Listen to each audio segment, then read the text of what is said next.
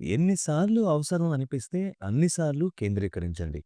ఎందుకంటే మనలో ఆ క్షణాన కలిగే ఆ అనుభూతిపై వీలైనంతగా ధ్యాస కేంద్రీకరించగలగడం ముఖ్యం. మాస్టర్ గారి పని కేవలం ధ్యానం చేసే సమయంలోనే కాకుండా 24 గంటలు నిరంతరాయంగా జరుగుతూనే ఉంటుంది. ఆయన దృష్టి మనపై ఎప్పుడూ ఉంటుంది.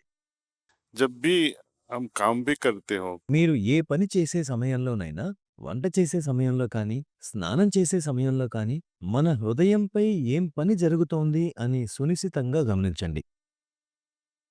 only way is expressing your gratitude. ఇందుకు ఉన్న ఒకే ఒక మార్గం మీరు ఆయనపై మీ కృతజ్ఞతను వ్యక్తపరచడం. अभी तक जो भी प्राप्त किया है उसकी तो इज्जत नहीं। ఇప్పటి వరకు మనం పొందిన వాటికి గౌరవ మర్యాదలు మనలో లేవు. కానీ ఇంకా పొందాలనే ఆకాంక్ష అయితే ఉంది. ఈ మనోస్థితిలో ఆశీస్సులు ఎలా లభించగలవు? जो अभी तक मिला है उसकी कृतज्ञता नहीं दिखाई। ఇప్పటి వరకు లభించిన వాటికి కృతజ్ఞత. కాబట్టి కృతజ్ఞతను చూపండి.